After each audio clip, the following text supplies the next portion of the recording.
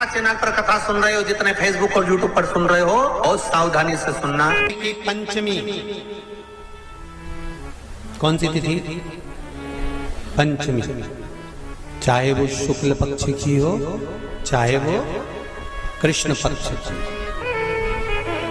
शिव महापुराण की कथा कहती है आपको सुख अनुभव हो जाए, कार्य सिद्ध। जिंदगी में कभी संपदा कम नहीं हो सकती, संपदा बढ़ती ही चली जाती है। संपदा घट नहीं सकती, बढ़ेगी और घटेगी। कष्ट नहीं आ सकता, रोग बीमारी तकलीफ नहीं आ सकती। आपके लिए तो लाभदायक है, समझ लो ये कथा। शास्त्र कहता है कि जिसके घर में संपदा की कमी हो, पैसा आ ही नहीं रहा हो, सब तो उलझ गया हो, बहुत टेंशन चल रहा हो, पंचमी तिथि के दिन गन्ने का रस, गन्ने का रस जानते हो, ईख का रस, गन्ने का रस तुलसी जी के क्यारे में हाथ में लेकर 7 बार अपना नाम और गोत्र बोलकर छोड़ दो। जिंदगी में 3 साल में तो करोड़पति बनकर बैठ जाओगे, कभी लक्ष्मी की कमी नहीं आ सकती। तैयारी में बैठे रहोगे कि फिर पंचमी तिथि आए। इस बेलपत्री की स्तुति करी, लक्ष्मी प्रकट हुई। शंकर भगवान ने कहा, लक्ष्मी आपने मेरी आराधना हजारों वर्ष तक करी है, मैं तुम्हें वर प्रदान करता हूं। आज तक तुम केवल लक्ष्मी थी, मेरा नाम मैं तुम्हें प्रदान करता हूं। लोग मुझे महादेव कहते हैं, मेरा महाशब्द मैं तुझे देता हूं। आज से तू केवल लक्ष्मी नहीं रहेगी, आज से तू महालक्ष्मी रहेगी। मैं अपना नाम दे रहा हूं तेरे।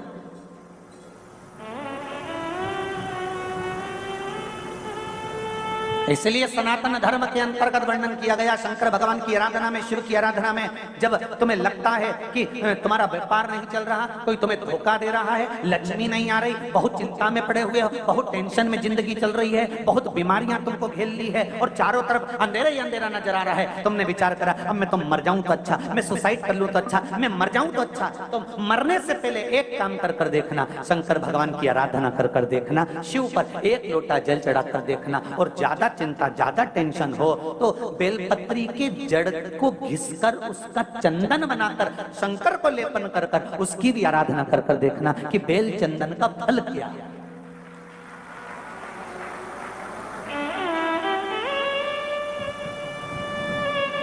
एक बेलपत्र, एक बेल, ये कोई साधारण नहीं, एक बेल।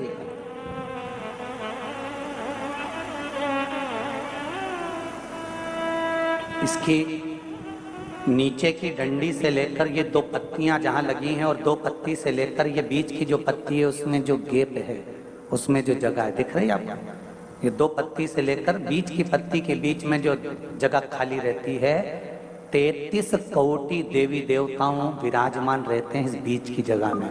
जब शिव जी को चढ़ाया जाता है तब इस पत्ती के बीच की जगह शंकर के शिवलिंग पर रखा जाता है, तो शिव जी इतने प्रसन्न होते हैं कि मेरी स्तुति करने के लिए ये भक्त 33 कोटि देवताओं को लेकर आया है, मेरी स्तुति करने के लिए। लोग चावल लाए, लोग अंबारियां लाए, धन लाए, दौलत लाए, संपदा लाए, पर एक शंकर का भक्त ऐसा होता है जो एक बेलपत्री के रूप में 33 कोटि देवताओं को, 64 योगिनियों को, आदि शक्तियों को शंकर को समर्पित करता है।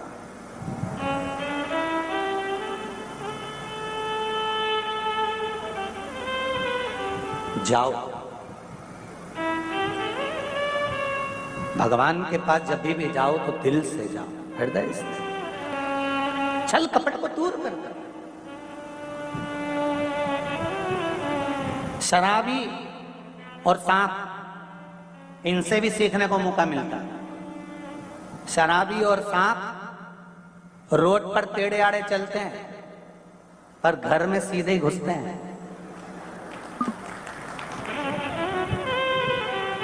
शराबी और सांप से भी सीखने को मिलता है, ये रोड पर टेढ़े आड़े चलते हैं पर घर में सीधे घुसते हैं। उसी तरह संसार सागर में तुम कितने भी टेढ़े रहो पर महादेव के चरणों में सीधे ही बने रहना कि मैं तुम्हारा हूं, इसके सिवा मैं कुछ जानता ही नहीं।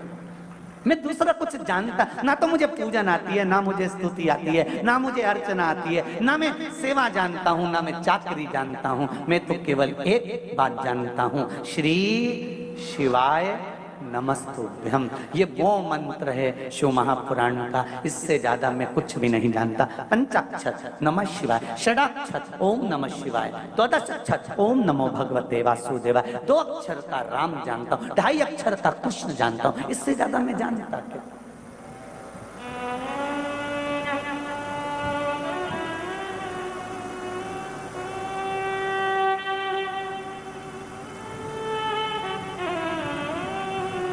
हमें इससे ज्यादा कुछ अच्छा नहीं। मेरी जीजियों, एक बात अपने जीवन में उतार कर रखना, कभी जिंदगी में अगर कभी ऐसा योग लगे, कभी तुम्हारे जीवन में कभी ऐसा लगे, तो मट्टी के पात्र का जल से शिव का अभिषेक कभी तो नहीं हो सकता, पर बैसाख महीने में, ज्येष्ठा महीने में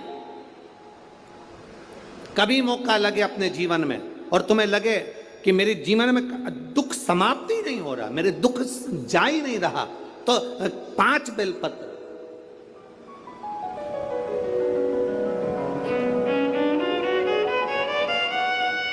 पांच बेलपत्र, एक आप लोगों को देखो इस पत्र में शिवलिंग लगा हुआ है, तो हम आपको इसी से समझा देते हैं। एक बेलपत्र जिसकी डंडी का भाग जल जहां से बहकर बाहर निकल रहा है, अशोक सुंदरी का स्थान देखा है ना सब लोगों ने, बस उसी स्थान पर पहली बेलपत्र। दूसरी बेलपत्र पार्वती जी के स्थान पर, अर्थात जो जलाधारी है वहां पर। तीसरी बेलपत्र शंकर भगवान के शिवलिंग के सम्मुख में जहां आप बैठे हो वहां बैठकर डंडी का भाग विपरीत दिशा में रखकर, तीसरा बेलपत्र। चौथा बेलपत्र भगवान शंकर का जल जहां से नीचे गिर रहा है उस ओर सीधी बेलपत्र नीचे की ओर। और पांचवी बेलपत्र शंकर भगवान के अशोक सुंदरी के स्थान को छुआकर नंदी के पास रखकर, जो घड़े में जल है अर्थात मट्टी के पात्र में जो तुम जल लेकर गई हो, उस पात्र के जल से शंकर का अभिषेक कर देना, शिव को वो जल समर्पित कर देना। जिंदगी में कैसा भी दुख हो वो कटता ही है, वो दुख रह नहीं सकता, ये निश्चित था।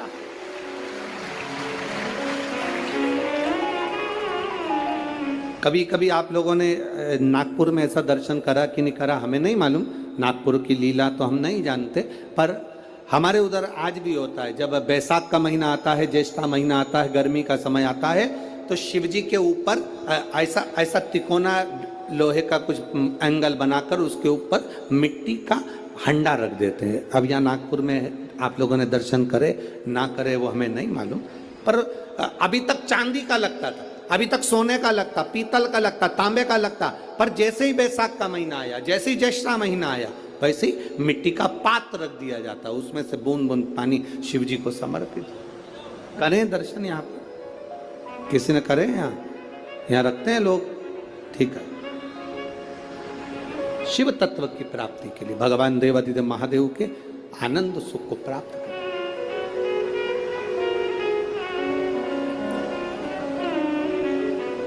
जल, अग्नि, आकाश, वायु, पृथ्वी,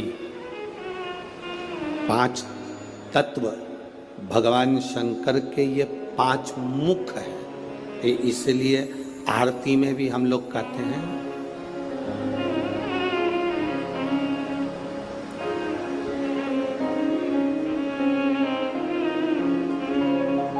पंचानंद भोले पंचानन शासन गरुड़ासन हंसासन गरुड़ासन वृषवाहन साजे। ओम जय शिवा ओंकारा। 2 भुज 4 चतुर्भुज 10 भुज अति सोहे। बोझे अति सोहे। अब पांच मुख पंचानंद शिव है। जल, वायु, आकाश, अग्नि, पृथ्वी, ये पंच तत्व शंकर के पांच मुख में विराजमान। पांच मुख। शिव की पंचायत में पांच देवता हैं। कितने देव हैं? पांच। पहला देवाधिदेव महादेव, दूसरा गणेश जी महाराज, तीसरा भगवान नारायण, चौथा सूर्य नारायण भगवान, और पांचवा नंबर पर है मां दुर्गा भवानी अष्टभुजा धात्री मां देवी मां दुर्गा। ये पांच शिव पंचायत में पांच देवता हैं। फिर से बोलिए, पंचायत में पांच देव कौन से होते हैं? पहला शिव जी, दूसरा गणेश जी, तीसरा भगवान विष्णु, चौथा भगवान सूर्य नारायण, और पांचवे मां दुर्गा भवानी। ये पांच शंकर की पंचायत के देवता हैं। शिव पंचायत में ये पांच रहते हैं।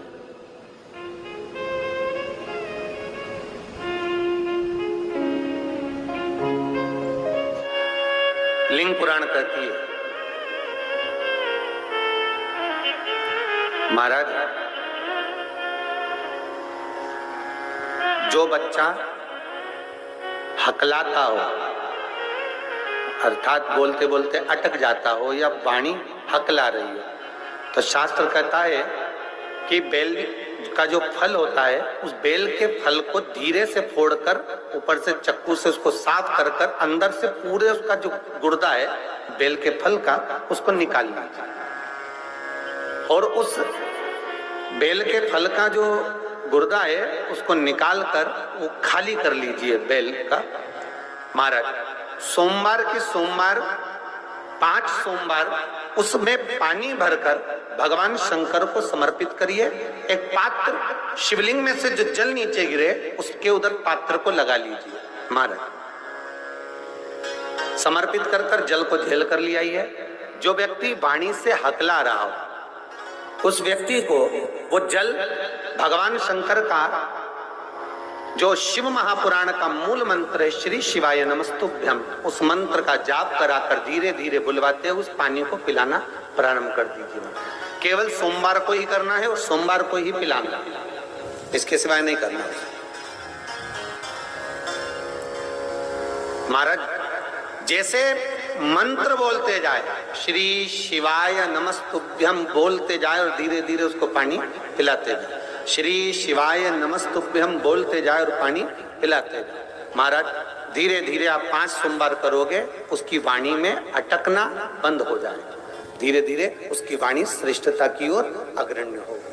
तो बीले की महत्वता भगवान लिंग पुराण के अंतर्गत वर्णन कर रहे हैं, भगवान शिव कह रहे हैं। स्कंद पुराण के अंतर्गत, लिंग पुराण के अंतर्गत, नर्मदा पुराण के अंतर्गत, शिव महापुराण के अंतर्गत कि जो बीला है, इस बीले की महत्वता, इस बीले का सुख क्या है कि फल का गुर्दा, बेल का जो फल होता है, बेलपत्री का फल, उसका जैसे गुर्दा, उसके अंदर का जो भाग होता है बेल का गुर्दा, उसको अग्नि में जलाकर उसकी भस्म तैयार कर कर छान कर जब जब आपके यहाँ विद्वान ब्राह्मण शिव जी का अभिषेक कराते हैं, पूजन कराते हैं, तो उसमें लिखते हैं पूजन के साहित्य में बेलपत्री, धतूरा, दुर्वा, ये उसमें नीचे लिखेंगे भस्म। लिखते कि नहीं लिखते? लिखते हैं ना, भस्म अभिषेक में चाहिए रहती। तब उस भस्म का थोड़ा सा भी भाग आप अगर शिव को समर्पित कर रहे हो तो ये जान लें कि शंकर मनवांचित फल प्रदान कर रहे हैं। शिव फल प्रदान।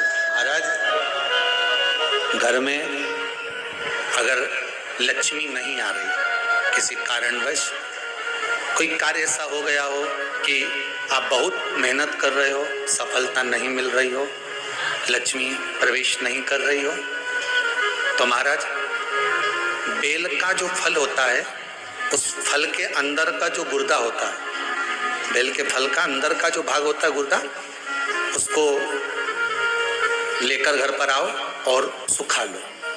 सुखाने के बाद उसको जलाओ, जलाकर उसकी भस्म तैयार करो। उस भस्म को अच्छा बढ़िया पीस लो, पीस कर कपड़े से छान लो महाराज। उसको छान कर जब आप शंकर भगवान का पूजन करने के लिए शिव मंदिर में जाएं महाराज, किसी भी 5 प्रदोष या 5 सोमवार या सोमवार की अष्टमी पड़ जाए उस दिन थोड़ी सी भस्म लेकर जब जाएं घर से, उसमें से थोड़ी सी भस्म बेलपत्री के पेड़ के नीचे श्री कुंदकेश्वर महादेव का नाम लेकर चढ़ा दें। क्या नाम लेना है? कुंदकेश्वर। उसी में से थोड़ी सी भस्म जो बेलपत्री के वृक्ष के नीचे आपने चढ़ाई या बेलपत्री के वृक्ष की जड़ में चढ़ाई, उसको लेकर आओ और वही वृक्ष माता पार्वती का नाम लेकर भगवान शंकर के ऊपर चढ़ा दो और अपनी मनोकामना कर कर 1 लोटा पानी शिव पर समर्पित कर दो। चुटकी भर बस, ज्यादा नहीं, मात्र चुटकी भर। 5 प्रदोष भी पूरे नहीं होंगे और बाबा चाहेगा कि आपका जो लक्ष्मी रुकी हुई है या व्यापार नहीं चल रहा या कार्य नहीं हो रहा, तो बाबा उसको 1 प्रदोष 2 प्रदोष करोगे, तीसरे प्रदोष में तो बाबा धक्का लगा ही देगा। कैसे ही लगाए वो अति प्रिय। बेलपत्री किसका प्रतीक है?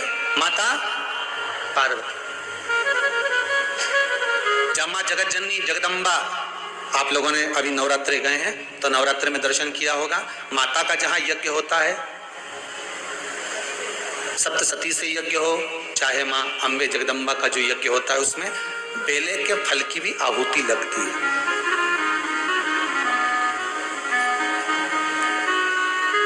उस भस्म की बड़ी प्रबलता है। बेल का जो गुर्दा होता है, उस गुर्दे की जो भस्म तैयार कर जाती है, उसका बड़ा महत्व है, बड़ा। हम तो यहां तक कहेंगे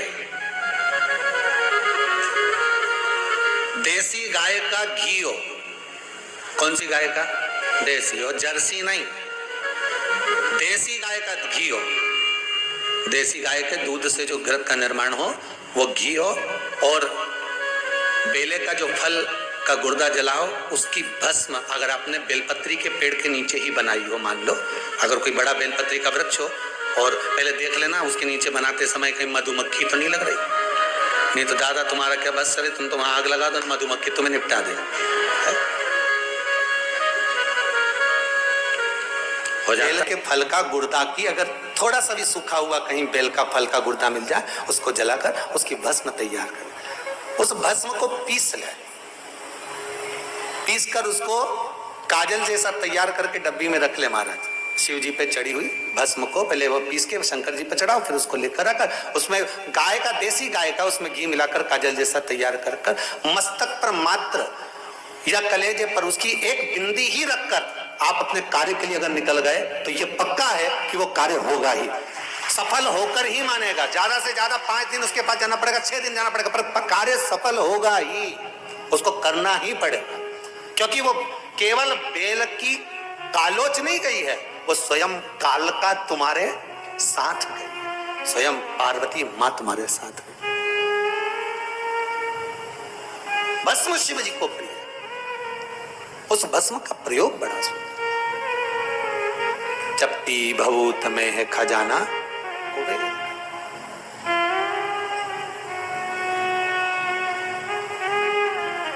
शंकर भगवान का अनुमोदन स्मरण शिव महापुराण की कथा।